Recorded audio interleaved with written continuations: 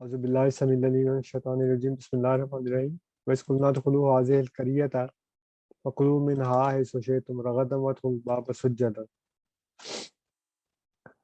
وإذ قلنا اور جب ہم نے کہا یہ آپ کو اچھی طرح پتہ لگ گیا ہے کہ قلنا جب بھی کوئی فعل ماضی استعمال ہو اور اس کے آخر میں نہ آ جائے تو اس کا مطلب ہوتا ہے کہ یہ جو ایک متکلم ہے جو فرسٹ پرسن ہے وہ اس کو کہہ رہا ہے کہ ہم نے یہ کہا ہم نے یہ کیا. جیسے آپ دیکھتے ہیں نا اس میں رزقنا، اسی طرح کلنا کل یا کالا سے بنائیے کلنا ہم نے کہا وائس کلنا اور جب ہم نے کہا، اور اس کا بھی آپ کو پتا ہے ماضی کے لیے استعمال ہوتا ہے. وائس کلنا ادخلو، ادخلو یہ فعل امر ہے اور ادخل جمع ہے، سوری سنگولر ہے، اور ادخلو جو ہے وہ جمع کے لیے ہے، یعنی تم سب داخل ہو جاؤ. وائس کلنا ادخلو اور جب ہم نے کہا کہ داخل ہو جاؤ یعنی تم سب داخل ہو جاؤ حاضہ القریۃ اس بستی میں. ٹھیک ہے، تو کریہ آپ دیکھ رہے ہیں چونکہ اس کے آخر پہ گول تا ہے کریہ، تو جیسے میں نے کہا کہ یہ کوئی ہارڈ اینڈ فاسٹ رول نہیں ہے، لیکن موسٹلی کوئی ایسا ناؤن جس کے آخر میں تا ہو تو وہ مؤنث ہوتا ہے، اس لیے یہاں پہ حاضہ ہی آیا. کلنا دخلو حاضہ القریۃ. اور یہ بھی آپ دیکھیں کہ دخلہ میں جیسے ہم اردو میں کہتے ہیں نا کہ اس میں داخل ہو جاؤ، تو اس میں اس کے لیے میں کا لفظ نہیں ہے، یعنی یہ نہیں ہے وَإِذْ قُلْنَا ادْخُلُوا فِي هَٰذِهِ الْقَرْيَةِ، یہ ہے وَإِذْ قُلْنَا ادْخُلُوا هَٰذِهِ الْقَرْيَةَ اس بستی میں داخل ہو جاؤ. اور یہ تا کے اوپر زبر ہے، اس کا مطلب یہ ہے کہ بستی کے اوپر کام ہو رہا ہے، یعنی بستی میں داخل ہو جاؤ. فَاكُلُوا یہ بھی فعل امر ہے، پس کھاؤ، یعنی داخل ہو جاؤ پھر کھاؤ. منہا اس میں سے، تو منہا اس لیے آیا ہے کہ جو بستی ہے وہ مؤنث ہے، تو یہ ہے منہا اس میں سے. اگر یہ مذکر ہوتا تو پھر ہوتا منہو، لیکن یہ ہے مؤنث اس لیے ہے منہا اس میں سے. حیثو، حیثو کا مطلب ہوتا ہے جہاں سے بھی، یہ جگہ کے لیے یا مکان کے لیے استعمال ہوتا ہے. تو منہا حیثو جہاں سے بھی، شے تم چاہو. تو جیسے نا انشاءاللہ ان اللہ علی کل شیء قدیر، تو شے کا مطلب ہوتا ہے چاہنا. تو اردو میں تو ہم شے کو کہتے ہیں نا چیز یعنی تھنگ، لیکن عربی زبان میں شے کا مطلب ہے چاہنا. تو منہا اس میں سے ہے سو جہاں سے بھی، شے تم چاہو. تو کھلا میدان ہے، باغ ہے، ہر چیز تمہارے قبضے میں ہے، جہاں سے دل چاہتا ہے تم کھاؤ. شے تم چاہتے ہو. رغدن، رغدن کا مطلب ہوتا ہے بے تکلفی سے، بڑی فراغت کے ساتھ، آرام آرام سے. اور ویسے میرا خیال ہے کہ یہ جو پنجابی میں ہم کہتے ہیں نا رج کے کھاؤ، تو یہ رغدا سے ہی نکلا ہے، رج کے، یعنی بالکل فراغت کے ساتھ کھاؤ، رج کے کھاؤ. من حیث شئتم یہ پہلے بھی استعمال ہوا ہے، جب آدم علیہ السلام کو اور حوا کو کہا گیا کہ تم جنت میں جاؤ، تو فکلا منہا حیث شئتما رغدن، اس میں بھی یہ کہا گیا کہ بے تکلفی سے کھاؤ، جنت میں جاؤ اور بے تکلفی سے کھاؤ. وَادْخُلُوا الْبَابَ، وَادْخُلُوا اور تم داخل ہو جو، یہاں پہ بھی تھا پہلے ادخلو، پہلے تھا کریہ میں، اب ہے وَادْخُلُوا الْبَابَ تو دروازے سے. بابا کے بے کے اوپر زبر ہے، اس کا مطلب یہ ہے کہ باب یعنی دروازے میں سے داخل ہو جاؤ، دروازے سے داخل ہو جاؤ. سجدن سجدہ کرتے ہوئے، تو یہ سجدن نہیں ہے سجدن ہے، یعنی مسلسل ایک سجدہ کرنا ہے، ایک عبادت کرنی ہے، خدا کے آگے جھکنا ہے. یہ نہیں کہ ذرا جھکے اور اندر چلے گئے، بلکہ اس کے نتیجے میں آپ نے سجدے کرنے ہیں. سجدن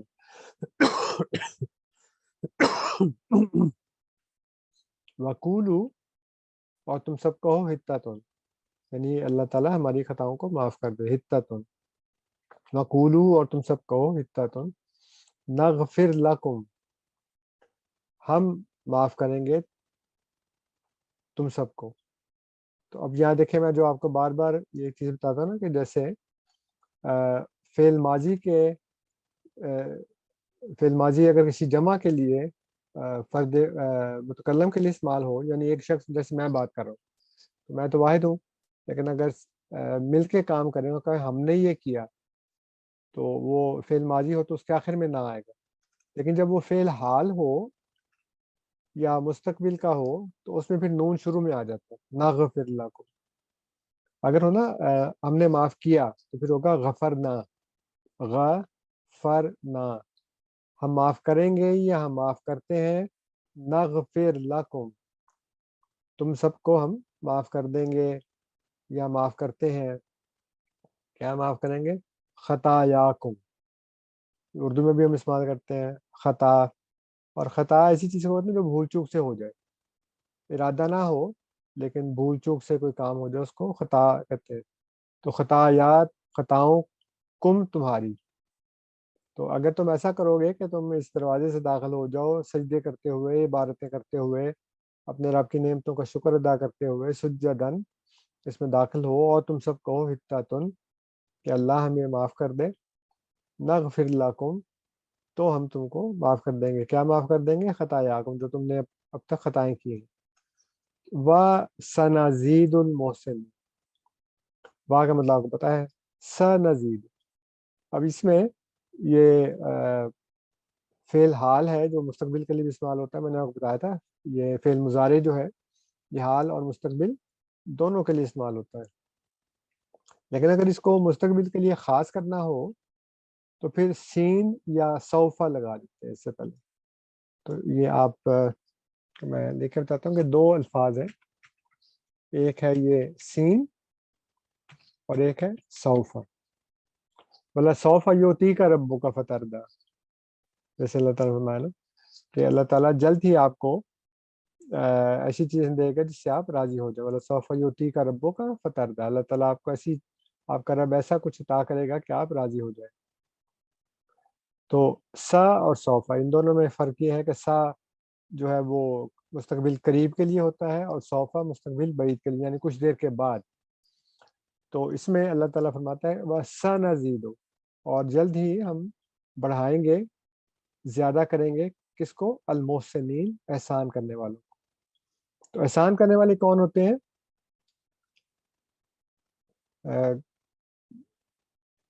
کسی کو پتا ہے احسان کرنے مطلب اردو میں تم کہتے ہیں کہ جی آپ نے میرے پہ احسان کر دیا، لیکن عربی زبان میں احسان کا مطلب ہے کہ جو آپ کا فرض تھا آپ نے اس سے بڑھ کر کیا، اس کو احسان کہتے ہیں. اور یہ جو 3 درجے ہیں، مسلم، مومن اور محسن. مسلم وہ ہے جو فرما برداری کر دی، وہ جیسے وہ سورہ الحجرات میں ہے کہ اللہ تعالیٰ فرماتا ہے کہ یہ جو اعراب ہیں، یہ بدو جو ہیں، یہ تمہارے پاس آتے ہیں اور یہ کہتے ہیں کہ ہم ایمان لے. ان سے کہو ایمان نہیں لائے، تم ابھی صرف مسلمان ہوئے، کلو اسلمنا، ابھی تو تم فرما بردار ہوئے اور ایمان تو ابھی تمہارے دلوں میں داخل ہی نہیں ہوا. تو جب ایمان دلوں میں داخل ہو جائے پھر وہ کہتے ہیں کہ اب ہم ایمان لے آئے. تو پہلا درجہ ہے اسلام کا، اس کے بعد درجہ ہے ایمان کا، اور پھر تیسرا درجہ ہے احسان کا.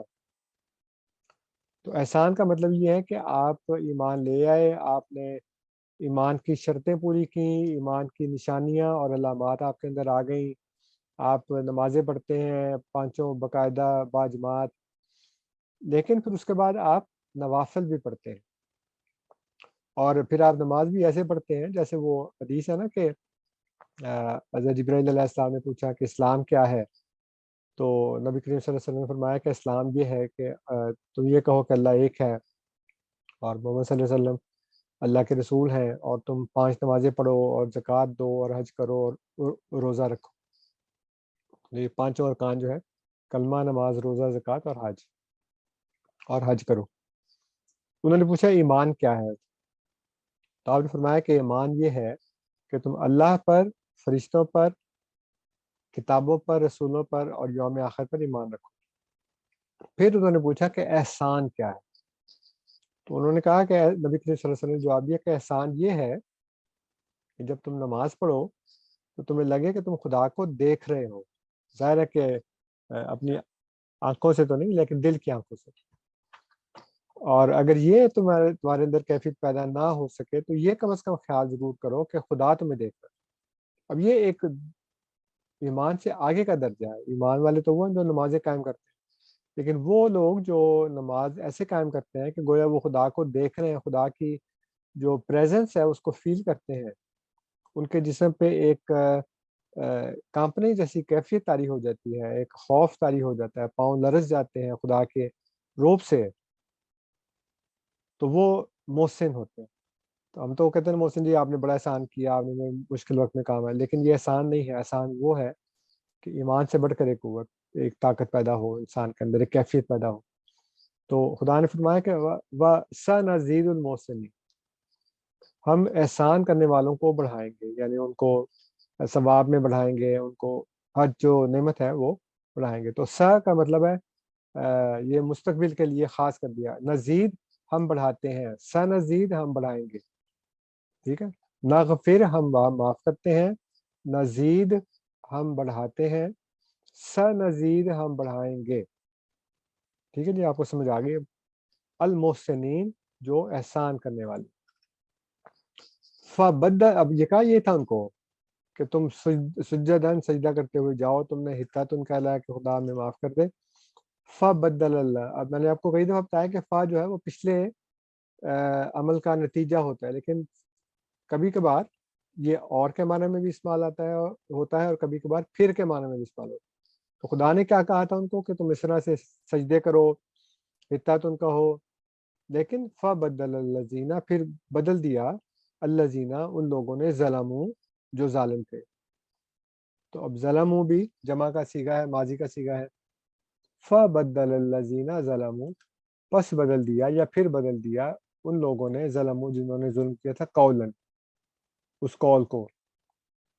تو ابھی دیکھیں قولن میں آگے دو زبر ہے، تنوین ہے، قولن قول کو، ظلموا ان لوگوں نے ظلم کیا، قولن بدل دیا، غیرہ سوائے اس کے یا اس کے علاوہ، الذی جو کہ، کیلا کہا گیا تھا، لہم ان کو۔ تو کیلا آپ کو پتہ ہے یہ فعل مجہول ہے، اس کا مطلب ہے کہا گیا تھا، کالا کہا، کیلا کہا گیا، لہم ان کو۔ عام طور پہ جو لفظ ہے نا کالا، اس کے لیے لام کا جو صلہ ہے وہ آتا ہے عام طور پہ، اور کافی جگہ پہ ہے۔ تو کالا لفظ، کالا ربک للملائکۃ، جب کہا تیرے رب نے ملائکہ کو، تو کیلا کہا گیا تھا لہم ان کو، کن کو، یہ جو لوگ ہیں بنی اسرائیل میں، تو انہوں نے بدل دیا جو ان کو کہا گیا تھا۔